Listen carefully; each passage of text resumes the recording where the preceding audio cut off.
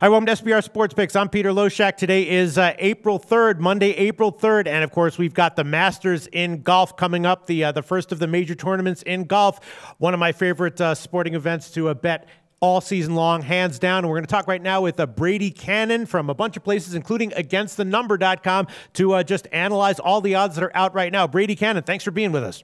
Hey, thank you for having me. It's Masters Week. It's a fun week. Yeah, absolutely. I mean, let's just start just very quickly for anyone who's familiar with golf, but sort of an amateur when it comes to betting golf. Obviously, it's a massive field. You can bet to win outright. You can also bet matchup props, and you can also bet to make the cut, to finish, top 5, top 10. What are your favorite ways to bet the Masters, and what kinds of things in general do you look for when you're looking for value?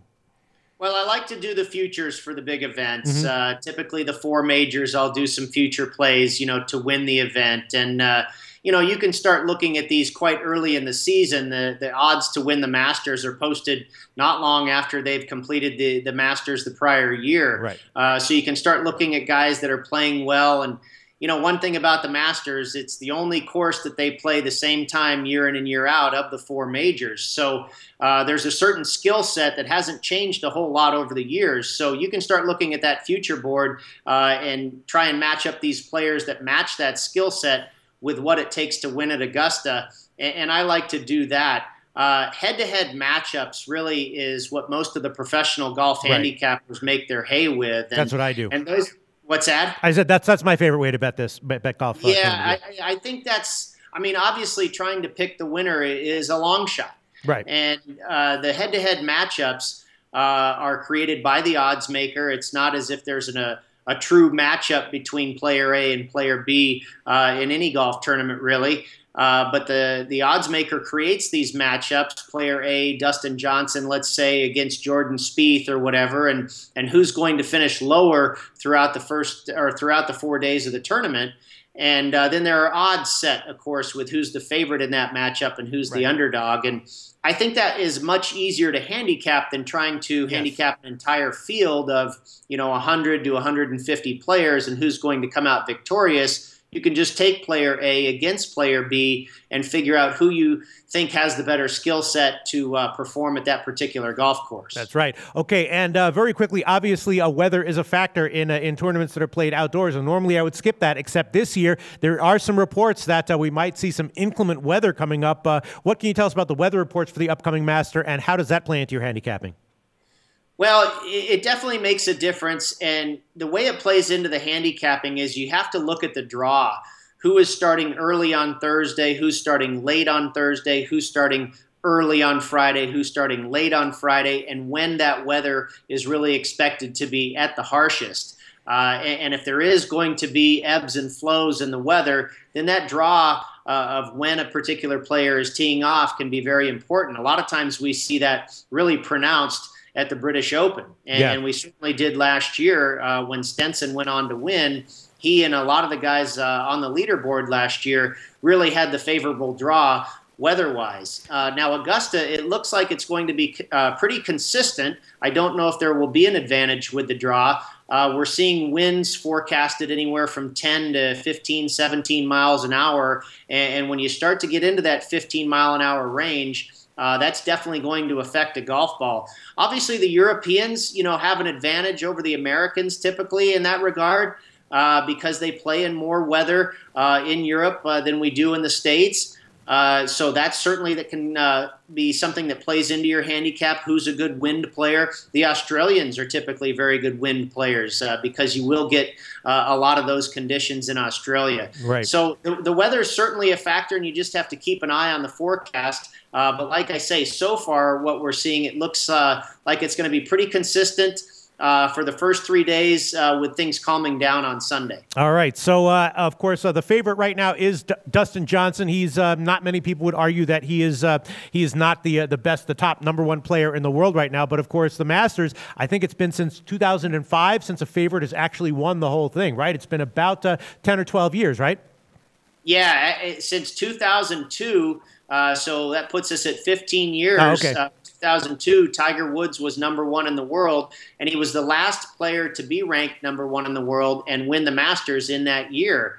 So it's been quite a while. Interestingly enough, that the #1 ranked player hasn't gone on to win this particular major. But as you say, it's pretty darn hard to argue with Dustin Johnson this year, and he's looked Tiger-esque. Sure. Winning the last 3 tournaments in a row, the Genesis in LA, the WGC Mexico, and the WGC Match Play just a couple of weeks ago.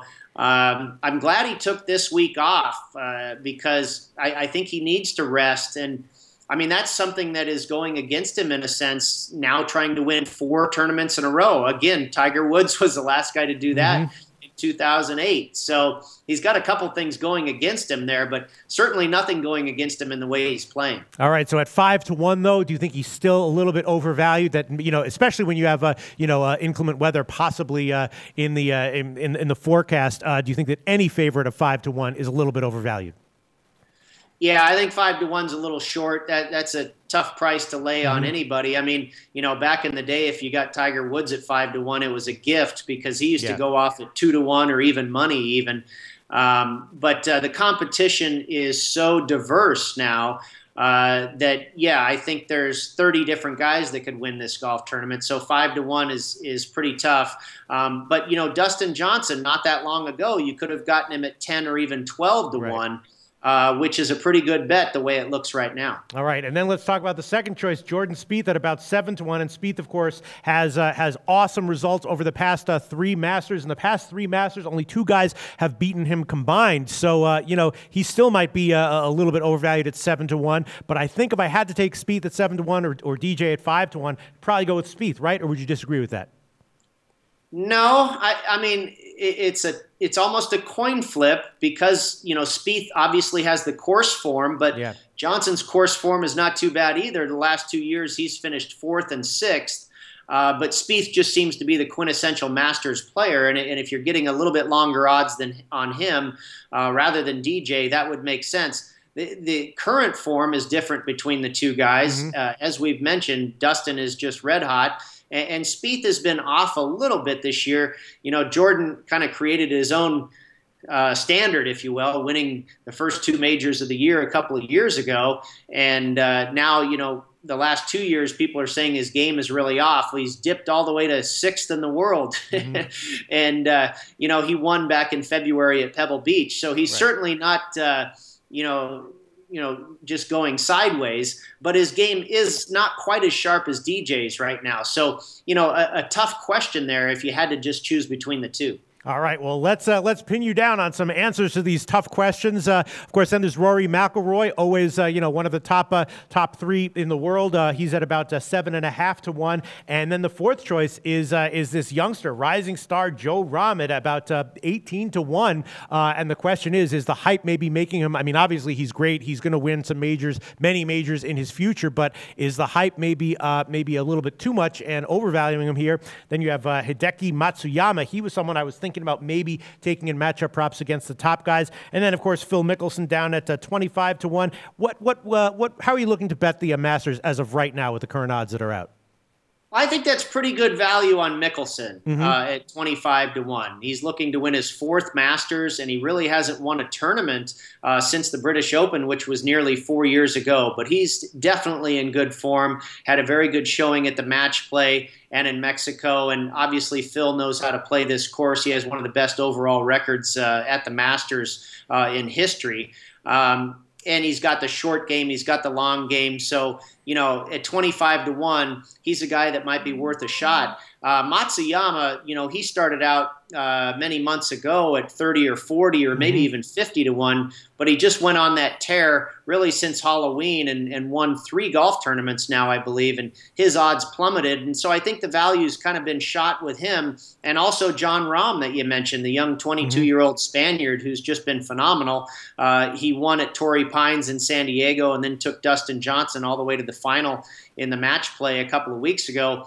This guy, way back when the Masters odds were first released, was about 100-1, and I actually jumped on when he was 40-1. Wow, but now at 20-1 or less, again, I think the value's been sucked out of that as well. All right. So if you had to recommend a bet right now at the current odds, what would you recommend? And then before we wrap it up, I'm going to tell you about a few bets that I'm leaning towards, and you tell me whether you endorse them, strongly disagree with them, or have no opinion. All right? Well, if you're going to spread yourself out and maybe make half a dozen different plays, I think you probably need to include either DJ or Spieth in that mix. I think they are deserved favorites, and obviously Spieth plays this tournament so well, and DJ, the way he's playing, you got to believe both of those guys are going to be in the mix come Sunday. And with a futures bet, that's really what you're looking for. If your guy is in the top 10 on Sunday, you've got a shot. And then after that, I think you need to look down the board at some longer shots. And Paul Casey's been a very popular choice, down to about 40-1 now. He's playing excellent golf and has great history at this course. Tyrrell Hatton is an Englishman that a lot of people are looking at. And you mentioned John Rahm as a young gun. Hatton is also one, and also a guy by the name of Thomas Peters that you can find at about 60 or even 70-1, who was as high as 125-1. But this kid finished second to Dustin Johnson at the Genesis in LA and finished fifth at the WGC Mexico. He's got a ton of game. He's got a lot of length, and he can really putt. So those guys might be worth a shot. I'll tell you another guy I like, and I just finished writing an article, a preview article this morning, and this guy was my pick, and that's Louis Oosthuizen, who has won at St. Andrews. He won the British Open there at St. Andrews a while back, and if you look at who's won at St. Andrews, these are guys that have also won at Augusta. So there's some correlation there. That's Zach Johnson. That's Jack Nicklaus. That's Tiger Woods, Seve Ballesteros, Nick Faldo. These guys have all won at both venues. And if you remember when Zach Johnson won, it was Jordan Spieth that came up just one shot short of getting into that playoff. And we know Spieth has had success at Augusta as well. So there is some crossover there between the two golf courses. Louis has a ton of experience at Augusta. He lost in a playoff in 2012 to Bubba Watson, so we know he can do well at this golf course. He drives the ball a long way. He scrambles well. He can attack the par fives. Augusta is a course where you need experience. A rookie hasn't won there in 38 years, so it takes some time to figure out the golf course, and Louis has that. The only question with Oosthuizen, who's about anywhere from about 40 to 60-1, depending on where you shop. The only question with him is his putter, and he can get very streaky. So if you've got a wager on Oosthuizen this week, you hope it's a hot streak that he encounters this week. All right. Now, let me tell you what I'm thinking might be my best bet so far. I haven't, done deep numbers crunching on all of them. But right now, I'm thinking about Justin Rose over Ricky Fowler at about minus 106. Rose, of course, won the gold medal in the Olympics recently.